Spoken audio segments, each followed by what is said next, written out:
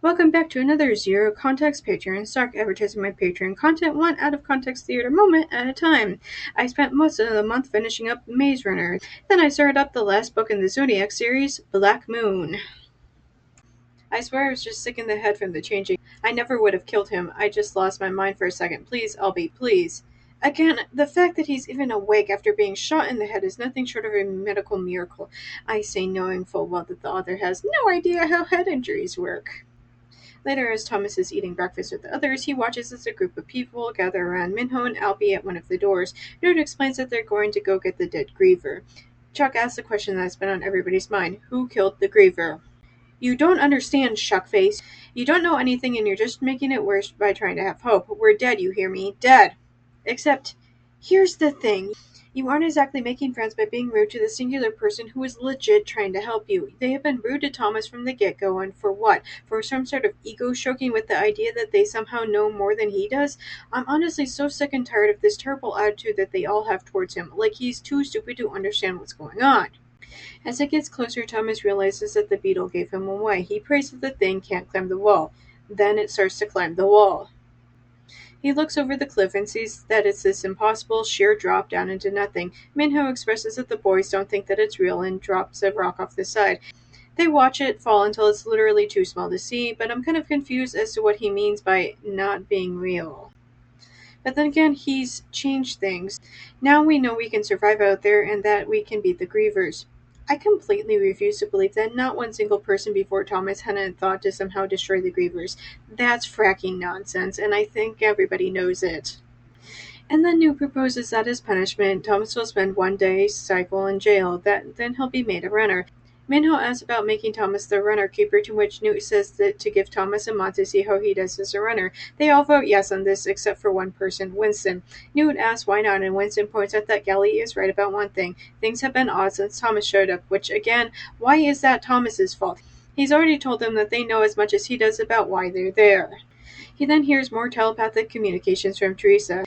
That when she wakes up, she's not going to remember anything, that things need to change, that they have to get the boys out of this, that they're somehow responsible for all of this.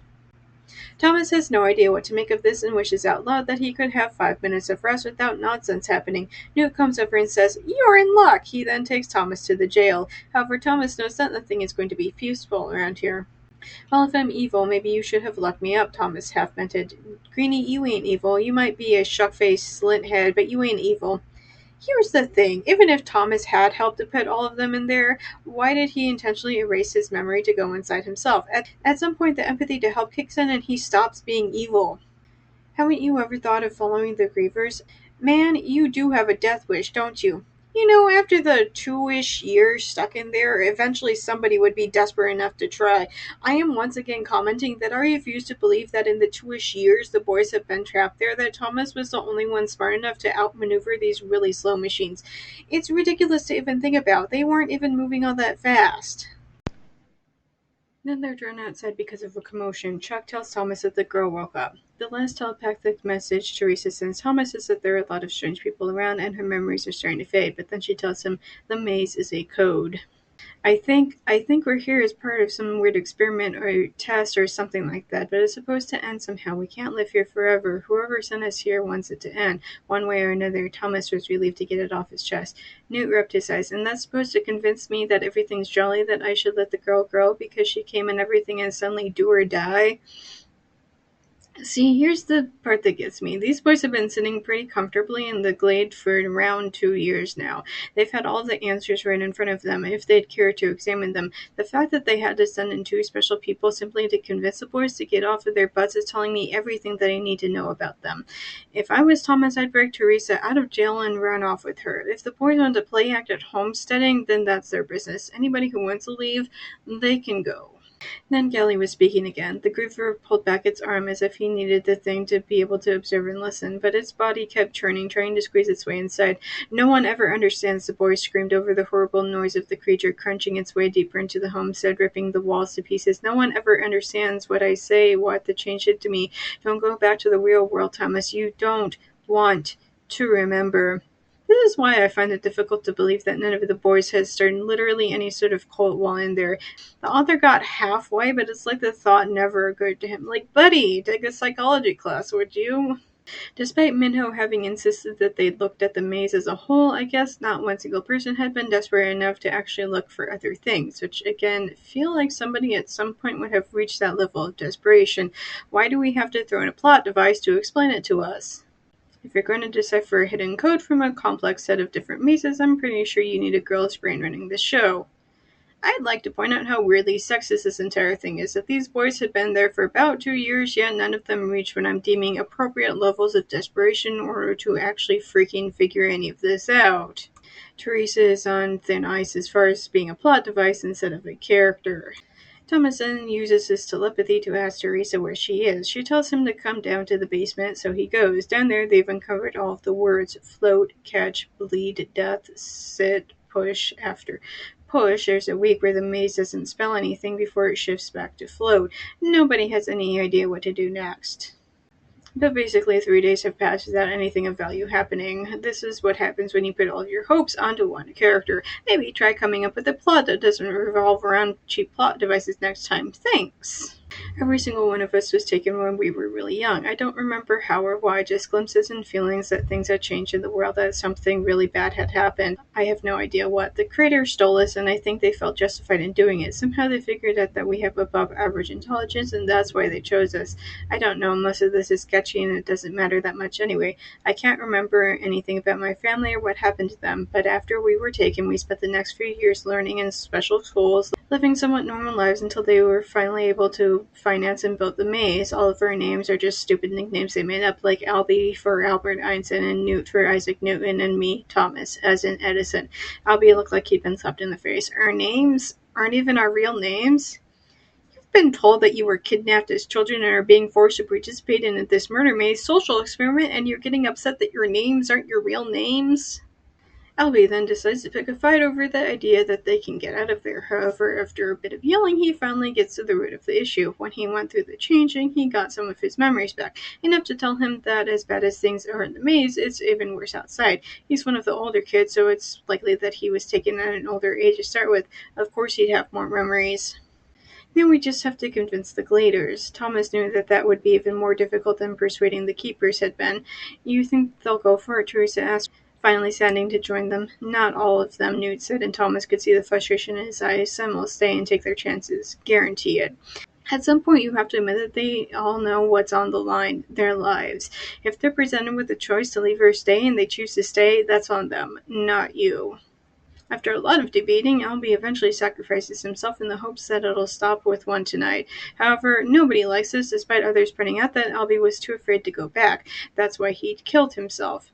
Minho says that Thomas and Teresa need to get into the hole and that the others will fight off the grievers until the two of them say that it's safe. However, they spend too long screaming about Albie, and now the grievers are coming back for round 2. A small red button was set into the wall only a few inches above the floor. 3 black words were printed there, so obvious he couldn't believe he'd missed it earlier. Kill the maze. Excuse me, I'm gonna go beat my head against the wall for a little bit. And yes, this is how you do a death scene. None of this nonsense from the previous chapter where none of the boys who died had actual names. You think you were safe with these people? Minho asked. Thomas pondered the question for a moment. There was only one answer to hold on to. Yeah, I think we're safe. Here's the thing. What are you going to do if these people aren't safe? Rehash an entire plot of the first book in the second as you try to escape whatever hell you find yourselves in now? My god, I freaking hope not. The bar is currently set at don't lock literal children instead of a murder maze, so... A minority of people who have been ostracized by every house may now decide the Zodiac's fate. Maybe my teachers were right. Maybe happy hearts start with happy homes. Maybe if Isis had been born into a world with a place for them, the master wouldn't be able to manipulate so many into committing murder in the name of hope. Yes, let's focus on stopping these unhappy homes, with whatever that might mean. However, as I've said, there is a systematic oppression of these people that's so much more than my mummy was mean to me as a child. Only the truest Orochimaruan cannot fit into another house. Every time a bona fide Orochimaruan is born, he must eventually rise. What the hell is the genetics in this world? I'm serious. It's so weird. Every planet of human-like beings who can intermarry and interbreed but won't, which is a society issue, not biological, but every single human on one planet all look the same, and yet they're somehow not biologically related.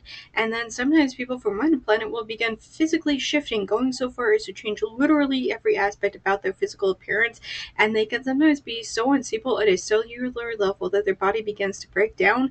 Please explain this to me like I didn't take college level biology classes, because lack of understanding how genetics work is clearly at play here.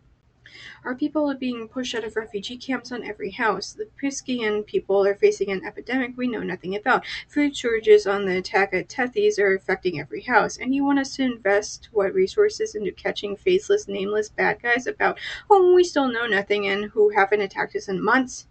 No, you're completely right. It would be totally better to be caught 100% unaware again. I'm sure that seeing another planet blown up would only do wonders for morale.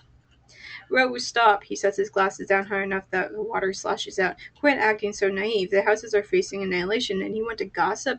That's not how Pisces is under attack. I think we can find a better time to share our feelings, don't you? Right. But what are you going to do about it? Destroy your phone and push the people who love you away? How is that going to help anybody, let alone yourself? Oscuro's gill stopped working for a moment, and our world had no air, not in our homes, not outdoors, not anywhere. It'd been so many centuries since any water world had an oxygen mishap that no one carried air masks anymore. I understand that, but there's a transformation in his features that makes him look fleetingly vulnerable.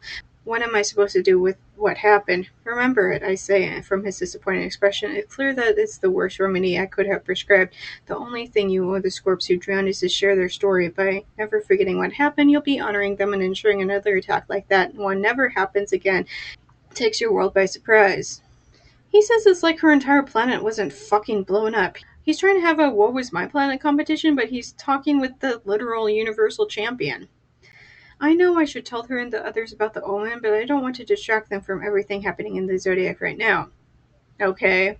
And the entire theme of the series has been Girl foresees death. Everybody ignores her. People die. Girl cries out that she predicted this, but nobody listened to her and that they should listen to her next time. Rinse. Repeat.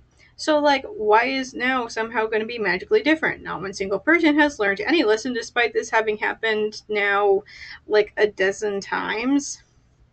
Join my Patreon as if you remember to access all of the same amazing content you love on Tumblr. However, for only $1 a month, you can join my Patreon and unlock all of this month's book snark as well as early access to my free daily snark. I'll see you next month, guys.